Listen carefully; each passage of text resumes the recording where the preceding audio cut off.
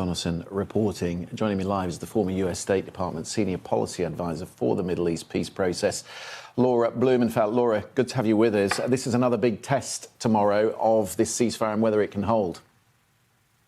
Yeah, as hard as it is, though, for tomorrow, this is the easy part, because it's really the later phases that are going to test both the domestic politics in Israel and on the Palestinian side, whether they're being willing to make those concessions. I mean, I agree it's kind of anguishing, and there's a cruelty to the way that these hostages are being released. Folks don't know whether they should be getting ready for a big hug or a body bag, and murderers are being released from Israeli prisons. That said, this is the smooth part, and Trump has taken credit for brokering it, and as they say, you broker it, you own it. We'll see how he does. So what is the priority as far as you see it for the administration as we go into the second week of the ceasefire? Well, I think the priority just going forward for all of us analysts is to put on our real estate magnate glasses and look at it the way Trump sees it. I mean, we've gone from a Biden administration, which is all about de-escalation, to a Trump administration, which is all about deal making. And the question really is at what cost?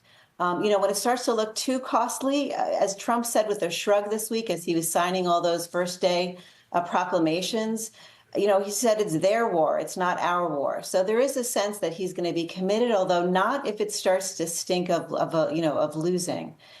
So I think the question is, he's got this priority of America first.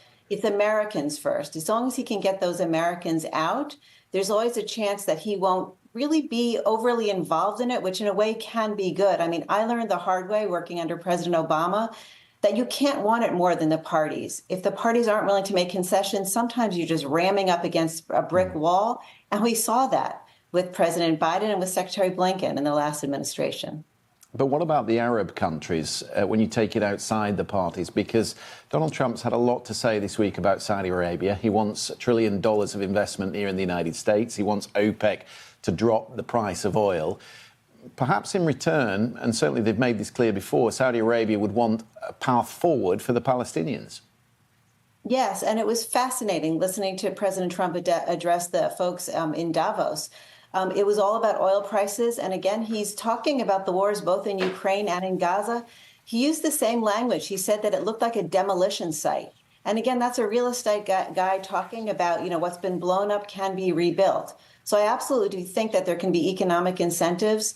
The Israelis are also interested in, growth and prosperity. And so I wonder if perhaps if we all take that transactional approach, which is not really the typical American approach about values and morality, but if it takes a businessman's deal, so be it. It could be, possibly the road forward, because folks are cynical. They're traumatized on all sides.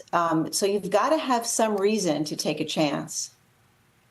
Laura, thank you for coming on the program tonight. Good to talk to you. Thank you.